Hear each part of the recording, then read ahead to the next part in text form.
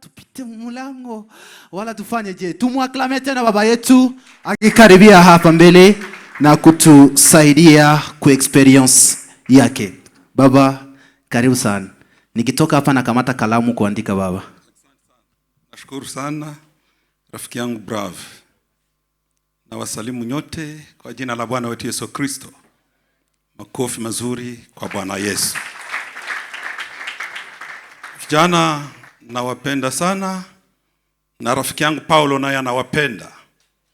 Ndio maana alisemeka ninawaandikia vijana sababu mna nguvu. Wakati nilialikwa, ni kweli nilijaribu kufikiri kidogo. Na nikaona kwamba etape zote za maisha, etape ya ujana ni etape nzuri na tamu na kutaminiwa sana. Kwa hiyo muizingatie sana vijana hii etape ya ujana, sababu mkireverse mtafika ku stade ambao mtaregrete wala haitarudi nyuma. Litukuzo sana jina la Bwana.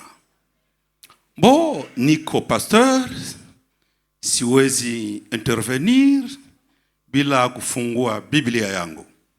Niliposoma Biblia yangu Waamuzi, asante sana, kana simu mwanangu, Waamuzi 6 na mstari wa 14. Biblia neno langu ikaniambia hapale, nasoma se yake, enenda na uwezo wako.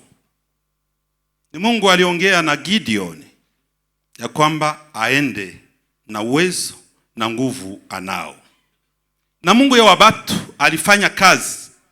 Alipoumba mwanadamu alimuumba na mapotentialite zote na nguvu zote na mamlaka yote, na kamuumba na kitarajia pia kupata kitu kwake. Na kama Mungu aliumba mwanadamu na hiyo uwezo na ujasiri na nguvu zote, kazi yetu ni kwamba tutumikishe zile nguvu na uwezo na mamlaka ambayo tumepewa na Mungu. Litukuzwe sana jina la Bwana, vijana wenzangu. Gideoni alichaguliwa kwamba aende akasaidia huko Midian, lakini hakujijua, na ndio shida tunayo. Vijana tuna ignorance kidogo, hatujua kama tuna uwezo na tuna nguvu. Mwameme osini nilipitia ile stade ya kujua kwamba sina nguvu. Pour votre information, à l'âge de 22 ans, nilijaliwa neema kupata pesa karibuni $2,500. Mais sikujua kama damwa nina uwezo. Ilo pesa yote ikaisha. Yote, sikuuza hata linjanja, sikuuza mbuzi na sikuuza ngombe. C'était en 1996. Zile pesa zikaisha. Tukafika 1998, nikamupenda mke wangu ambaye nilimuona akitembeza vitika nikisoma. Na vitika tulimsumbua kidogo, sababu mnione hivi sikukuwa fasile. Na nazoea kaisema.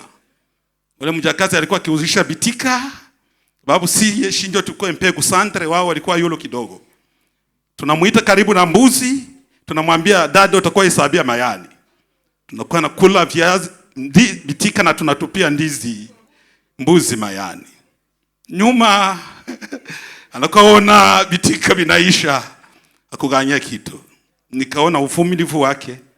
Mwaka wa 1997 nikamchumbia. Sema mama, niliona tunamkula vitika na hakufanya kelele yoyote. Huyo ataweza kunisaidia kunijengea unyumba. Sipendi niwachoshe sababu nina miniti 10. En 2020 ninakuwa na ule mama deja. Mungu akanipa neema. 2000 ni wakati wale watu wa miaka yangu walikuwa natuambia kama dunia itaisha. Kulikuwa ile sipson sema kama dunia itaisha mwa ile mwaka. Mungu akanijalia neema nikaketi nikuwa mumwangu nikiketi kukiti ya Je Commence la Vie, nikachukua buku, nilikuwa sijakuwa na uwezo ya kupata agenda kama na hii unaona, nikashika na kalamu nikaandika projet 5 ambazo nitakazozifanya, na sina $100, sina $10, pesa nilikuwa nazo zilikuwa isha. Nikaandika projet ya kwanza kwamba nitakuwa grand transporteur. Bwana Yesu asifiwe. Nikaandika projet ya pili kama nitakuwa promoteur d'une grande école. Nikaandika projet ya tatu kama nitakuwa un entrepreneur mkubwa nikisafiri nchi za Ulaya. Nikaandika ya 4 ya kwamba sijaifanya, na kwa hiyo ya 4 na ya 5 iko banasemaka nini vile iko ankuru, na sitaisema msije mkaniibe mawazo. Alafu mwataitaka anitafute ni box, nikisema humu itanitangulia, itakuwa sawa. Kisi unaonako natia ide mtiroir, unasema ndaifanya mu 2026, unakuwa pita Nyawero unakutana mwenzako alishaitia, unachelewesha wazo ndani ya tiroir. Na mimi nikisema humu ko new generation, itaiba na itaitengeneza vizuri kuliko mimi. Anayeitaka anitafute. Titukuzo sana jina la Bwana. Alafu baada ya zile projet nataka kusinsimula vijana. Probleme si pesa. Hapana singizia Kongo. Hapana singizia wazazi. Hapana singizia meme diplome. Hapana singizia wazazi na marafiki. Probleme sio pesa, probleme ni kichwa. Tafuteni kwanza mawazo, maide, mkuwe na mawazo. Na mawazo hapana iweka kwa kichwa, sababu kichwa inachoka na inasahau. Andikeni. Kawaida yangu nikiniona kila mahali, siache agenda, natembea kila mara na agenda yangu. Siri yangu ni kuandika. Alafu ukipata yale mawazo andika. Ukisha andika inaingia hapa. Sisi ambao tumefunzwa kidogo, ukisha andika anza iombea Mungu. Mungu wa neema anasikia kama maombi ya walio wake. Itukuzo sana jina la Bwana. Wakati nilipofanya vile nikaandika zile project 5, alafu nilikuwa faulu na moins de $100. Nilishindwa na 2005 kufanya projet, nikakuwa faulu hizi maprojet zote na moins de $100. Kwa hiyo vijana wenzangu, hapana ukopa, muna nguvu na muna neema nyie sasa, muliokoka na mkasoma. Hamuna droit kuesheki. Kijana wa kushindwa na anajua Mungu na anasoma, uko responsable ya asilaumu mzazi na usilaumu Kongo. Uko na kitu utengeneza na Mungu atakusaidia. Sababu rafiki yangu Bravi alisema kwamba tutowe siri, tutafaulu namna gani. Alafu wakati ile nilipomchumbia mke wangu, mie makriteria hazikuwa za mengi. Nilikuwa na 2 tu. Sasa nyie mna nyingi, 10, 12. Mpunguze, mtachelewa. Kriteria yangu ya kwanza ilikuwa kusema kwamba nitaoea mzee wa vijijini ambaye anaishi vijijini lakini awe na nyumba Bukavu. Usikie filosofi? Alafu nilikuwa na miti ya kuishi muvile. Ne baba hakutangulia muvile. Labda baba mloko alitangulia lakini alikuwa na gharama kubwa, na mimi nitaenda namna gani? Mafikiri yangu nikakuwa naweza ndaenda panga huku na sina 10 francs. Nikishindwa baba mko hata kuona wananifukuza mnyumba na sinisaidie. Labda naye atakuwa quelque part nani. Musikilize, niko natoa siri na filosofia yangu. Nikatoka Beke nikapanga Mlengeza Day. Wakati nipanga Mlengeza Day, bado mama hajakuwa na ujauzito. Tukafika Mlengeza Day, mama akakuwa na ujauzito wa mon fils que j'aime beaucoup, Gloire Bijira Mungu. Baada ya hapo ile mwaka nikashindwa diplome. Mzee akasema lazima tusome, sababu baba anapenda masomo sana. Nikamwambia mzee, sitaweza tena na ninakuwa na mke. Nikakutana baba analetea billet d'inscription ya Kwatene, akanipatia, analipa $40. Msizieme. Tunakuwa mu 1998, Magajo iko gouverneur hapa. Basi mke wangu akaniambia ujikaze usome kama tafaulu namna gani. Kunyumba baba akanipa alfranka kidogo la kuongeza nilikuwa nalo. Nilipofika hapa nikalipatia grand frère, akasema tenda leta mihindi moba, na mpaka leo haya rudi yake. Nikabakia sina difra, niko deja mwatene, mke wangu anakuwa na ujauzito, petit frère iko m3e, muku ndafanya namna gani? Garanti ndio ya kwanza ikaisha. Nasikia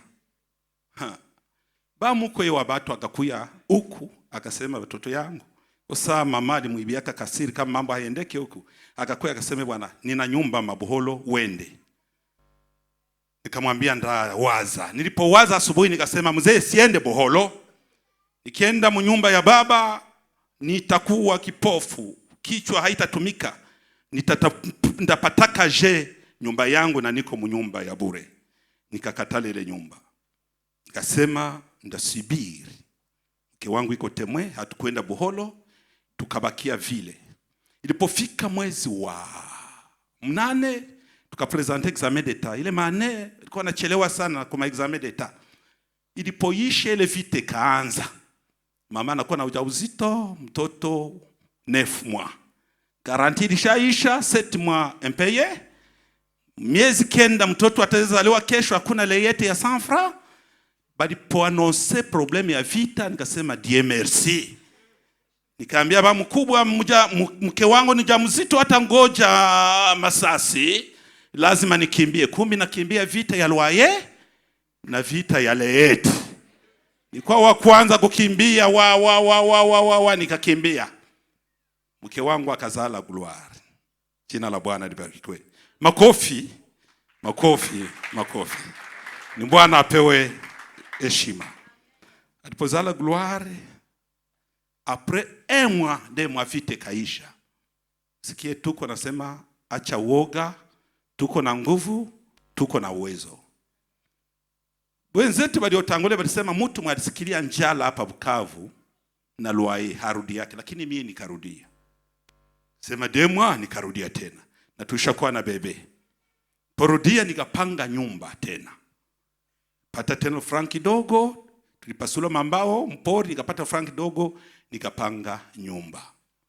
Kwe nilipanga, nimulengeza deni, nikipita ile nyumba ingali leo, nasemeka Mungu asifiwe. Jina la Bwana libarikiwe. Kwa kweli c'était pas facile. Franki dogo nileta nikaingia msoko ya Kadutu. Mkopera, nikaanza kuuza envelope. Ukiniuliza karto ya crayon, karto ya chaki, karto ya gome, karto ya envelope, karto ya touche, muko boate ngapi ndakwambia. Jo kazi nilifanya. Ile kazi kanisaidia pole nikakuwa naweka $1. Parcelle yangu niliuza ya kwanza mlengeza de. Kulikuwa $295 ya na isenki imoja ikane ya 300. Mtu mwenye nilienda uzia akaniambia bwana aye, nikamwambia baba sina lwingine, ninawekaka himoya. Ile anakuwa chauffeur ku Fondation Pans. Akiniona tunasalimiana anasema bwana ngana kumbuka ile lumecha yako? Sema nakumbuka. Alafu vijana wenzangu, shida yenu mnakula vyote sawa panya. $10 kaju ingali mposhe hamutasinzia.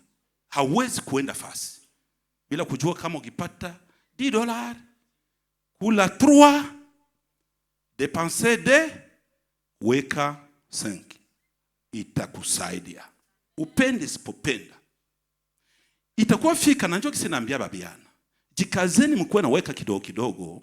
Generation leo tunameokoka, hatuko sawa za zamani. Za zamani tulikuwa nakuwa na $1 tunabauliza baba, kwa kuenda Kampala ni ngapi? uko na senkani wanakuambia kama huwezi enda Kampala na mwede 10,000.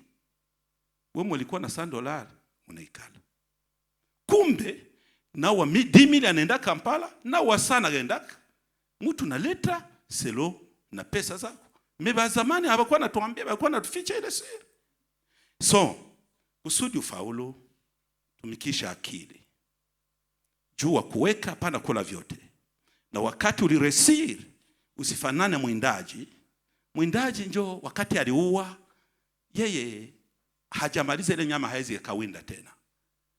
Or, mtu wa kuendelea, anajaribu kutafuta hii njia, unatafutia mwa njia, unatafutia mwa njia. Usudi usibebe mayai mikitungwa kimoja. Nataka kuambia vijana wangu, nothing is easy and nothing is free. Kama unataka kufaulu, tu vas payer le prix. So, tu vas penser différemment na unafanya utofauti. Watu wote hawafanane ndugu zangu. Kuna vijana waliojaliwa neema wakazaliwa wakakuta asali mezani. Wengine inabidi wapigane na nyuki wapate asali. Usipopigana na nyuki, asali utaitoa wapi?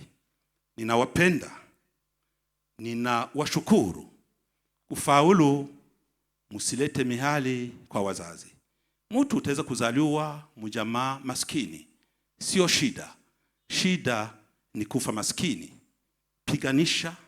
Mungu hana probleme na mtu. Ukiuliza babiana bote omu, nani mwahaya pataka $100? Sa yako. Atutapata mkono. Tayari naifanya. Nani mwahaya pataka $100 mwenyewe? Mfanya hivi. Mwahaya pataka $100? Hakuna. Vaye? Unajua shida, masomo ninaipenda sana, lakini ninataka masomo kile kipara. Kama leo njoo inaanza, ndarudia tena. Nijue kama inaanza tufunza kuzalisha franga. Bali tuficha, bali tufundisha biengi, baka tuficha kama franga zinazalishwaka. Baka tuficha kama habakulake mbegu. Niambie mtu mwanapata $100, uko natafuta tena Mungu akubariki nini? Nilienda Kamubi, c'était en 2001. Sasa niona kazi ya Kadutu iko dhaifu sana. Kukua mtai. Hakukua mtai, nikaacha mama nikaenda Mubi. Nilipoenda Mubi, walikali, Kasese ndio nienda. Tulifika Mubi, akatuambia tutauza bunga, tutenda na kula. Mzee mwe tulikutanaka, akasema stock inaisha, tusubiri kama dakika 13. Kuna mwanamume anawasha Land Cruiser. 30 minutes après akakuya anaishambika bunga. Kitu ambayo haiwezi fanyika Bukavu. Kazi ya bunga ya makala tunaiachia wamama. Oro nazo ni kazi. Mtu mwanaleta kameo yake ya makala ni pesa. Ile $100 ungeenda nayo Kalonge, haungekosa 10 saki ya makala, unaitia mdepo na kesho unakuwa mwanaume. Ninawapenda. Mungu awabariki. Njia za pesa, njia za kufanikiwa haziko kwa mfuko, siko ndani ya vichwa za watu. Bwana awabariki. Miniti yangu 10 naisha, nasubiri intervention nyingine. Mungu awabariki. Amen.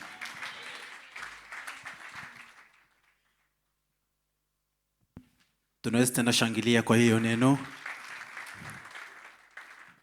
Nothing is easy, nothing is free.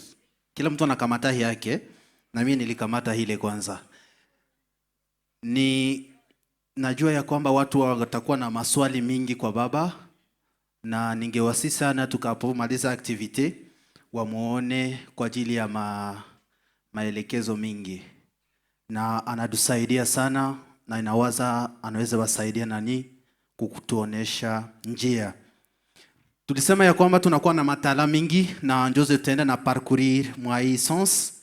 Tunafikia ku niveau tutasikia kakitu, na iko kakitu napenda nisikaseme jina, tutakaonea hapa. Basi tuite dada yetu Marie akijiavancer hapa kupreste, na tutasikia kale kakitu ambako sikusikia jina. Sous vos acclamations s'il vous plaît, accueillons la dame Marie Silatal.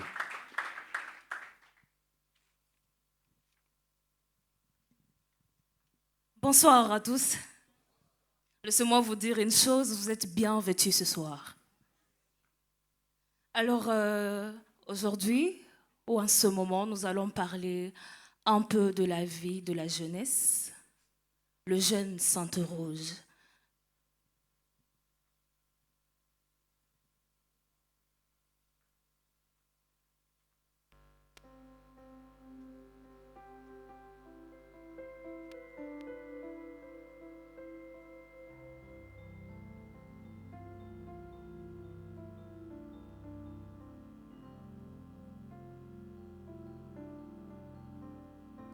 Et donc, le monde fou, l'avenir incertain. Et l'on se heurte à des syllogismes de la vie et le jeune s'interroge. Quelle est donc la vie? Que deviendrai-je? Qui serai-je? Le jeune s'interroge. La vie pleine de surprises, le rêve plein d'incertitudes, l'on se heurte à plein de questionnements. Les réaliserai-je? Nous ne sommes pas fous. Nous sommes forts. Mais où est ton effort? Et si les jeunes s'interrogeaient, où est donc la pensée de nos parents? Et les traumatismes de la guerre, les conforts familiaux, les problèmes personnels et les problèmes familiaux, les jeunes s'interrogent.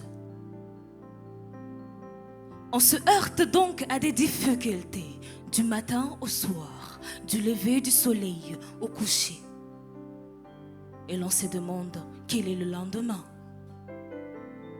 Et voilà donc que Gabriel Marcel le dit, je pense donc que j'existe, mais on existe donc dans le néant.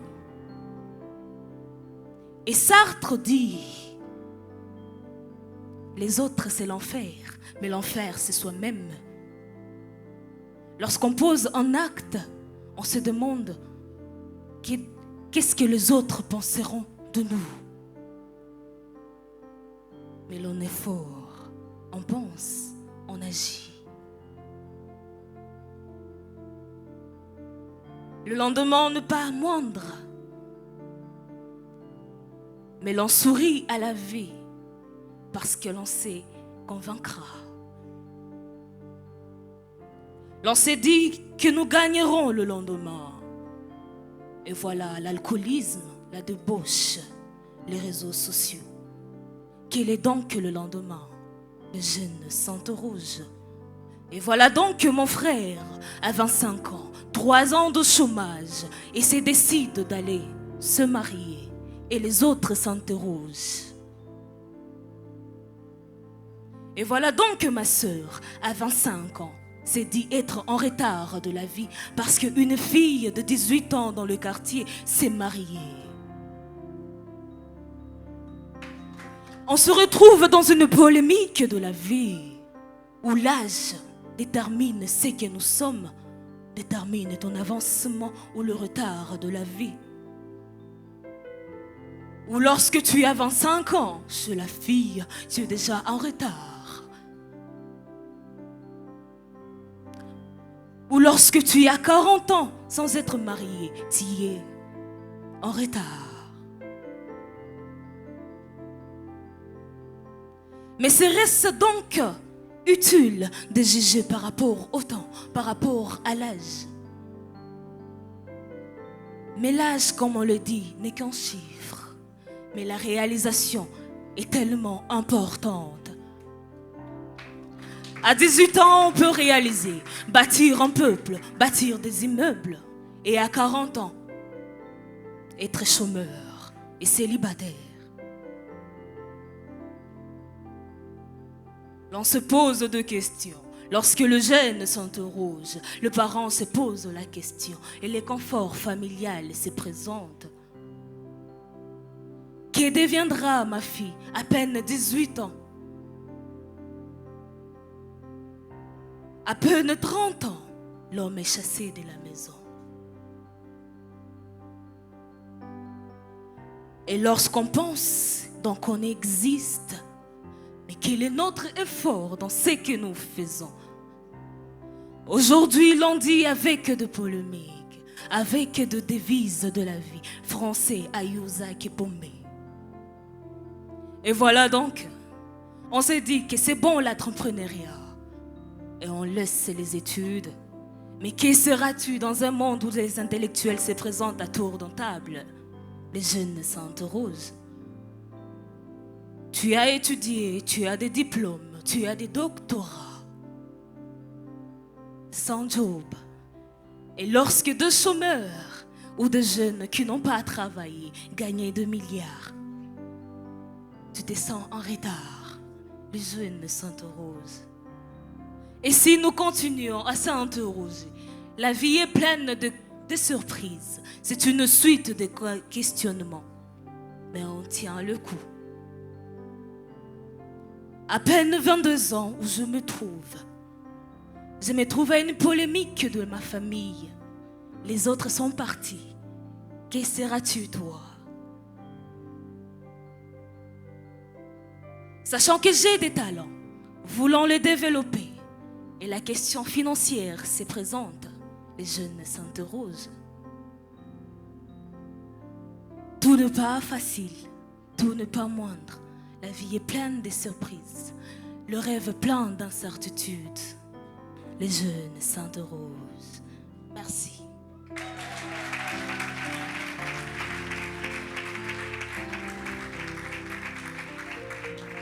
Est-ce qu'on peut encore acclamer, s'il vous plaît?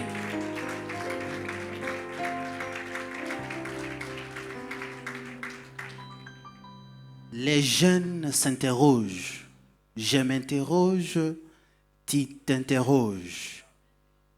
Nous nous interrogeons. Et si on changeait un peu, nous jeunes, je propose ceci, que nous interrogeons nos grands frères. Sous votre acclamation, nous allons appeler le professeur Ayagiwe qui va nous donner certaines réponses à ces interrogations. Cher professeur, vous êtes le bienvenu ici, la toile, sous les acclamations de l'Assemblée, s'il vous plaît. Amen. En tout cas, avec beaucoup d'interrogations, nous nous interrogeons, papa. Merci beaucoup. Bonne soirée à tous. Les jeunes s'interrogent. Papa Mutoka a dit qu'enseigne encore l'école actuellement. Je vais conclure ce qui serait l'introduction. Elimu sio pesa. Sio kazi tafadhali. Elimu sio kazi. Kazi ni kubadili elimu kuwa pesa. Elimu sio kazi. Kazi ni kubadili elimu kuwa pesa. Alors quand moi on m'a dit de parler de mon expérience, c'est très difficile. Hein? Parce que d'un côté, baikuambia ongee juu yako we mwenyewe, inaweza riske kukua persi comme sio kwa chitapa. Haiko vile. Na nikajiuliza sasa ndasema nini? Alors j'ai résumé mon CV, ce que je suis, en termes de leçons. Papa Pasteri alisema anapenda sana kuandika.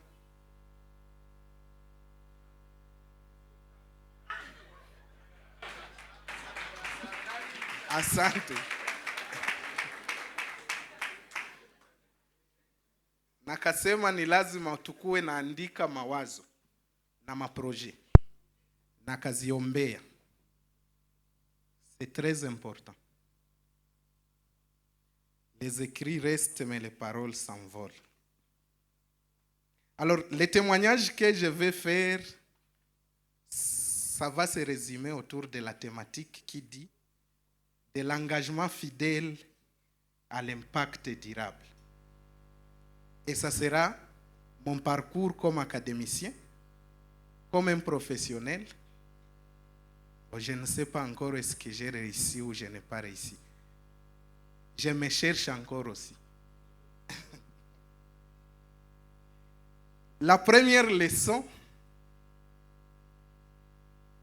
c'est tout commence par la disponibilité, pas par les titres. Tout commence par la disponibilité, pas par les titres. On a dit je suis le secrétaire général académique de l'IEA. J'ai été DG de l'ISDER Kaziba. J'étais directeur du CERPRU de l'ISDER Bukavu. J'ai été doyen, vice-doyen, secrétaire facultaire. J'ai été étudiant, assistant, chef de travaux. Je suis aujourd'hui prof. Donc, il faut être disponible. Alors, la Bible nous dit, ce n'est ni par la puissance, ni par la force, mais par mon esprit, dit l'Éternel, dans Zacharie 4, 6. Alors, quelle leçon il faut tirer? Dieu ne cherche pas ceux qui sont puissants, mais il transforme ceux qui sont disponibles et il les transforme en puissants. Et c'est ça ce qu'il faut garder comme première leçon. Quand j'ai quitté Kaziba, arrivé à l'ICB en 2005, j'étais le seul qui connaissait moi-même à l'ICB. Alors, je me rappelle souvent, j'ai fait la biochimie, mais sikufundishiwa na graduat, ni wa D6. Et un jour, mes collègues, mwalimu anapana exercice, nikakumbuka ile exercice. Si mwalimu alituambia sasa n'a pas de résolution. C'est ile tulituma ku ISP mpaka leo habaya turudishiaka résolution. Alors c'est un de mes collègues qui a fait le collège qui passe au tableau pour faire ça. Donc j'étais frustré. Alors à l'époque, on donnait la bourse d'excellence. Période ya Kabila. Na saa ya kufanya étude en groupe, wenzetu wanasema wewe ulisomea wapi? Nasema Institut Lubaba. Njoo wapi? Kaziba. Njoo wapi? Kaziba inakuwa wapi? Wewe ulipata bourse d'excellence? Hapana. Wewe hauwezi kuja mu groupe yetu. Donc je me suis tourné. J'avais un collègue qui n'était pas aussi brillant, mais qui avait son petit frère qui faisait la maths physique en 6e. Ndio mwe tulianza jifunza naye. Mimi niko mmoja mimi niko jifunza na wamu. Voilà. Et ça marchait parce que par la suite, certains des exercices que j'avais faits avec lui, les jours où ces gens, on avait affiché, sur 250, on était à 13 qui avaient éliminé les cours. Alors prochainement, ça va nita twende mu nani mu étude. Cette fois-ci, un exercice ikashinda wote na mimi nikachunga. Juu nilikuwa nilishaimaliza na wa musizie.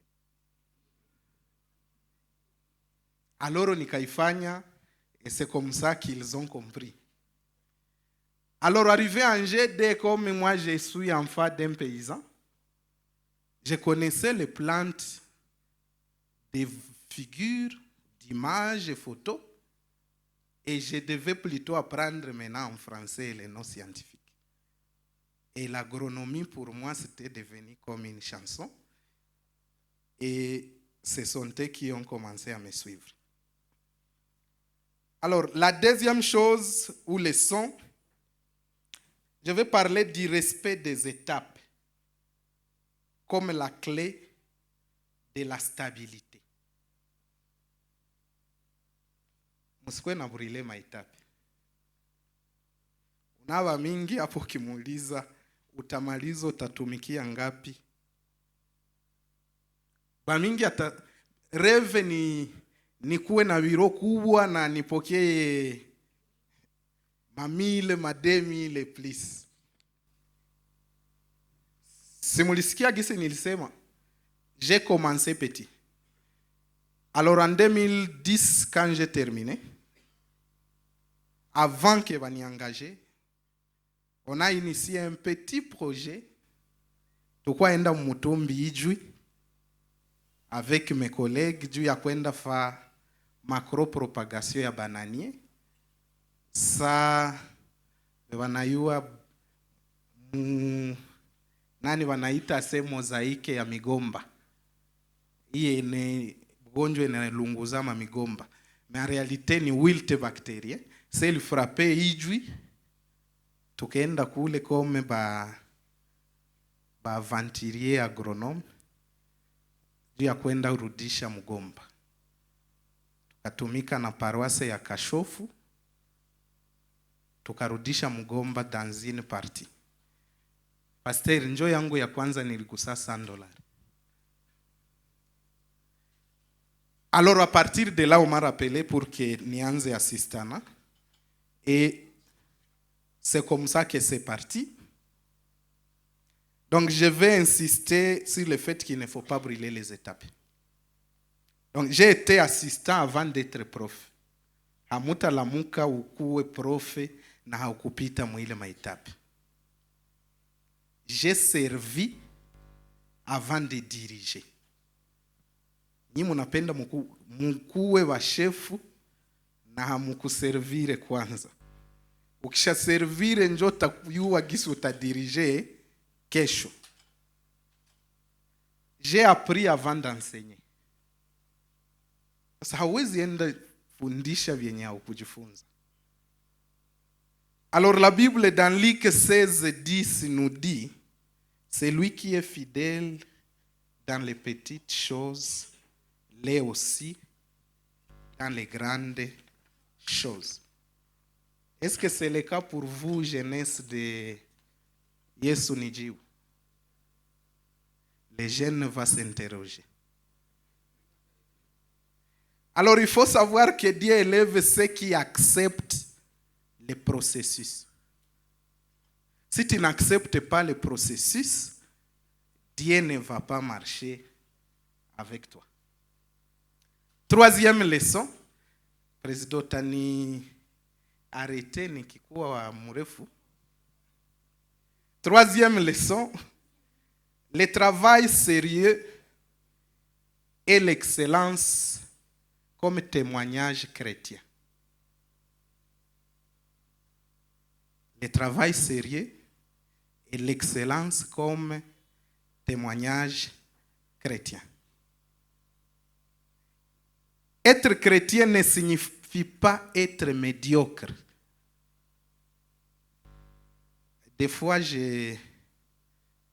faculté et ya théologie, on a tendance à envoyer,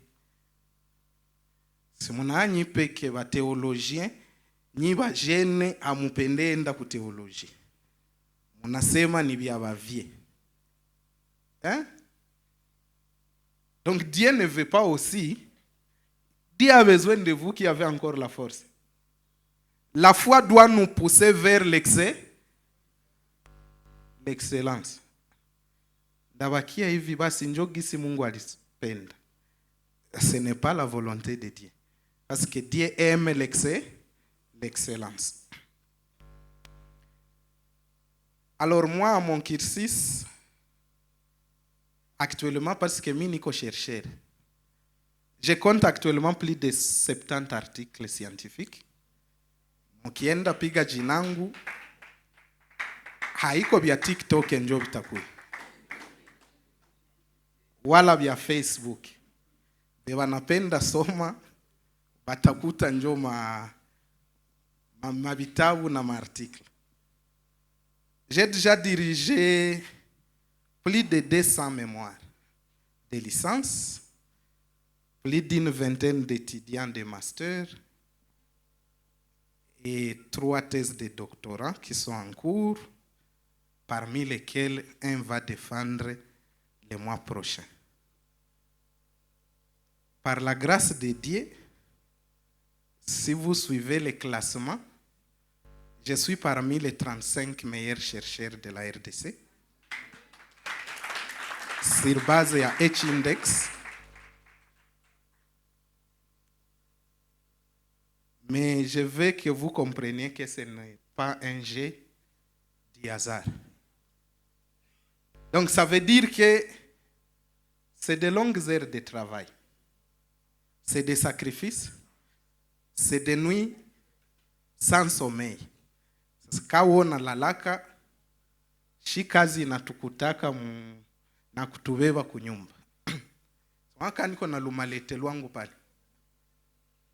Nikuwa toka muhii ya deja.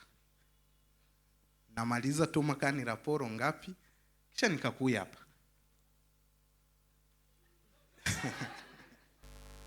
Alors, il faut refuser la facilité. La Bible dit dans Colossiens 3, 23 que tout ce que vous faites, faites-le comme pour le Seigneur et non pour des hommes.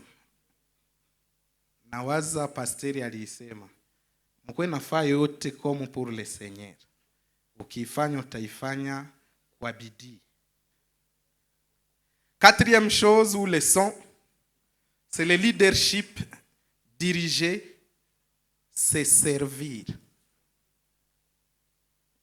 Et itaelekea aussi président. Si Dieu te confie une position, c'est pour bénir les autres, pas pour te glorifier. Diriger, ce n'est pas écraser. Diriger, ce n'est pas s'enrichir. Pas certains jeunes aussi rêvent ça. Siku tu watanifaa chef mwa ile entreprise ndawina. N'est-ce pas ça? C'est porter la charge des autres. Et il faut savoir que le leadership, ce n'est pas une récompense. C'est plutôt une responsabilité. Et partout où on vous place aujourd'hui, il faut savoir que vous devez en faire rapport. Si leo uko président wa bajene, haiko liksi. Juu kama unadirige mbaya, si wote humu tuko wa kuobserve. Kesho yake so naleta CV na je demande kama vitu gani ile munasemaka, tutakuangalia mu écran kule nyuma. La petite parcelle de pouvoir qu'on t'avait donné, qu'est-ce que tu en as fait? Parce que c'est ce qui va déterminer est-ce qu'on peut cheminer ensemble ou pas. Alors, les opportunités, les voyages et la sagesse des choix. Par la grâce de Dieu, j'ai eu à visiter 9 pays africains, 5 pays européens, mais j'ai eu aussi à refuser de voyager. Je sais que des fois, comme jeune, bakwambia voyager, nipate opportunité ya kwenda Ulaya, États-Unis, ni katalia ye. N'est-ce pas? Donc il faut savoir pourquoi j'ai refusé. C'est parce que tout ce qui est possible n'est pas toujours utile. il y a des obligations de service. Vous avez des obligations. J'ai la famille.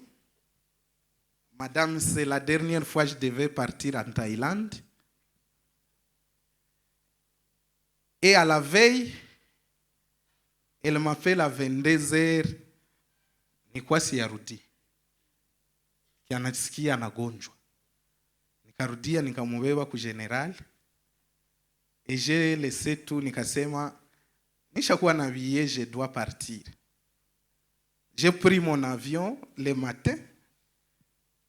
Je suis arrivé à Kigali. Sami naita bananipa diagnostic. Nikasema non. Si je pars, c'est que je sacrifie ma famille. Mon hôpital, je suis le seul qui peut retirer de l'argent au compte. Et elle qui est à l'hôpital. Donc c'est pas normal. J'ai appelé mes invités. Nikaita muniuzie billet ya retour usitaendelea tena. Je suis rentré pour m'occuper de ma famille. C'est des choix que vous aurez à faire dans la vie. Et il faut savoir quel choix opérer et à quel moment.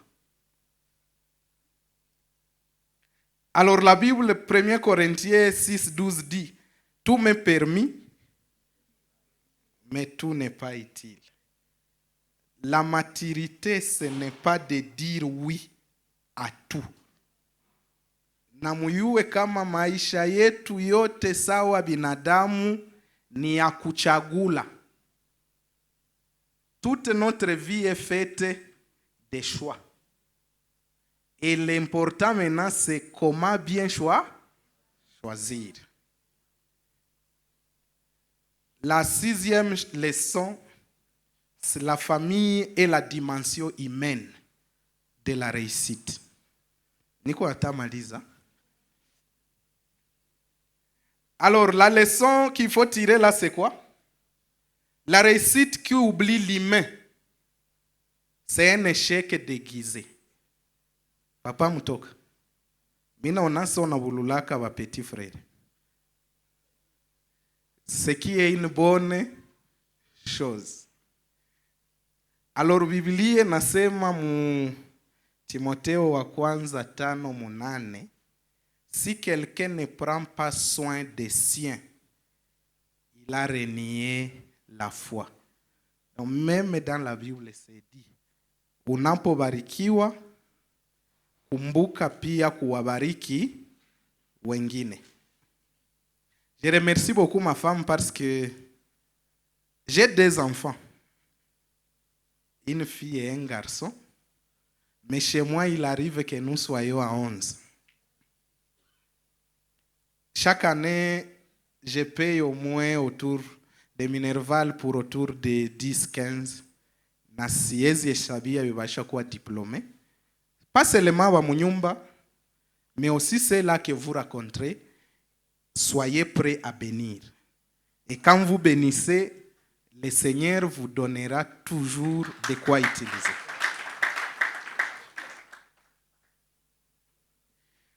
Alors, vous ne pouvez pas réussir professionnellement en détruisant votre famille. Ce n'est pas une bénédiction. Il faut toujours savoir comment tirer les autres. Et Dieu veut une réussite équilibrée et qui bénit aussi les autres. Alors, il y a eu des épreuves, comme je l'ai dit, et le découragement. Il y a des moments d'incompréhension, des moments de fatigue. Na kila mwalishatumika, nawaza papa waruzi anayoa ile. Ce qu'il arrive des fois que chef anaweza kutombokea, unasikia so sirudie muile kazi. Na sagisi ungedémissionner kesho. Mais so najikunja quelque part, tu penses aussi à l'avenir. Unasema mbo je vais m'humilier quand même et revenir. Alors 2 Corinthiens 4:8 nous dit, nous sommes pressés de toute manière, mais non écrasés. Donc na Bible inayua ke wanaweza kuponda ponda lakini hautakufa. Et enfin, quel est mon message pour vous comme jeunesse? Étudiez sérieusement. Il faut refuser la facilité. Ayez une vision claire. Pasteur Yalcha Isema. Fouillez la corruption. Parce que ça n'aide pas. Et dans tout cela, mettez Dieu dans vos projets. Il m'arrivait des fois, minaomba, Mungu nisaidie ole profi asome kubye nilisikia. Et ça arrive que mina m'accepte pas parce que niliyua cours, mais parce que Dieu a agi. Alors que personne ne méprise ta jeunesse, et Jérémie 29, 11 nous dit, car je connais les projets que j'ai formés sur vous, projets de paix et non de malheur, afin de vous donner un avenir et de l'espérance. Alors votre avenir commence par les choix que vous faites aujourd'hui. Déjà zamani, qu'est-ce que vous choisissez? Est-ce que ni frapper sa pilo? Wala kukuwa naangalia TikTok du matin au soir, ou alors de faire quelque chose. Psaume 37, 5 dit, remets ton sort à l'Éternel, compte sur lui, et il agira. Chers jeunes, si Dieu l'a fait pour moi, il peut aussi le faire pour vous, et même davantage. Soyez sérieux, soyez disciplinés, soyez fidèles et surtout marchez avec Dieu. Je vous remercie.